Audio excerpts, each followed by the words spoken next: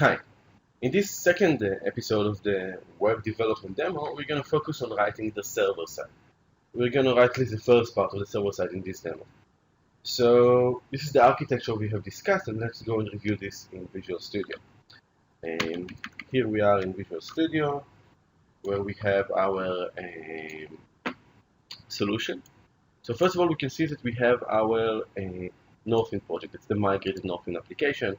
If we set it as a starter project, we can see the same applications we've seen earlier, but now running in .NET. And we want to use this in our server-side development. Okay, cool. So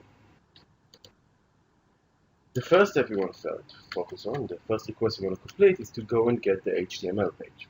Okay, now we're going to use MVC.NET and something they call Razor, which is a .NET equivalent to Merge, but on steroids. So let's go and write that. First thing we'll do, we're going to create a controller. So we'll go to controllers and say add new item. Actually, I want to do add controller. And we'll call it my demo controller. Now, when I created this controller, as soon as I write northwind-ng/demo, I will get to this program because the index is the default name, and I will get to this actual method. Now I wanted to return some kind of HTML, so I will create a view. I will go to the folder demo in views, and I will create a view file with the same name of this method. Okay, so this method is named index. I'm going to call this index. Great. Now I don't need anything here. I'll just do h2 hello demo.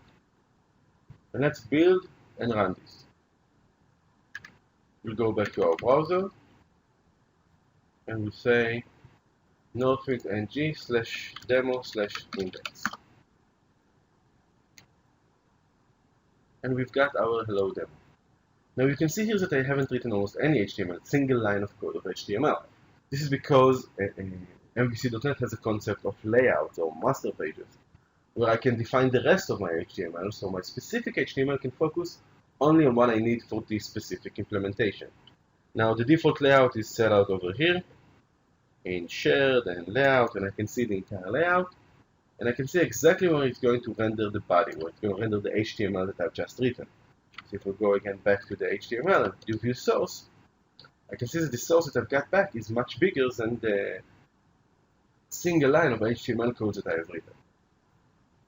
Great. So this gives you a lot of simplicity and a lot of ability to control your code and make your code easier. Next, I want to go and focus on printing the order. Now the challenge here is to reuse the migrated code without writing any new code. We already have that batch task and we have that report ready for us. And actually we can use any batch task that already exists for us. We just need to know how to call it from the web. Now, just like we've done demo index before, now we can do demo print order and order ID to call that program. So let's start and do that. We're going to go back to our code, to our demo controller, and we're going to create a new method, which we'll call print order, which will get an ID as a parameter. Now let's put a breakpoint here and run the program to see what we get. Okay, we're going to run Visual Studio in debug, and we're going to switch to my browser, and I will do, well, demo/print order/10 to 80. It will breakpoint here because the URL demo got us here, the print order part of the URL got us here, and actually the numbers that we put have got into the parameter over here.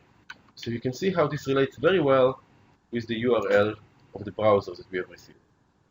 Demo is demo, print order is print order, and this number went into the ID. Great. Now in the original Magic code, we had the print order program with this form for it. Cool. In the migrated.NET code, we also have the same thing. So we'll go to our Northwind project, and we have the print order program, and we can see the views as well here. Print order, and we can see the same report. Now we want to be able to call it from our controller. Good. So let's switch back over here. And let's drag and drop the print order program into our code. Great. And then let's run it, while sending it the ID that we received from the web as a parameter. Now notice we're just calling the existing batch program without changing it at all. Let's just add here a using statement that we need.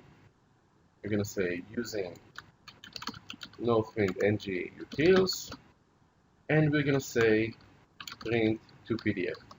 This means that the existing report, that even if it was not designed to print to PDF, will now print to PDF. Great, we built it. Let's run it now.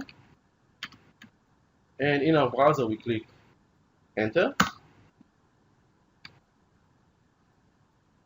And now we've got that report in PDF format. And if I change the ID to some other ID, we'll get that as well. Now notice that we were able to reuse a full batch test from the migrated application without making any change to the migrated application.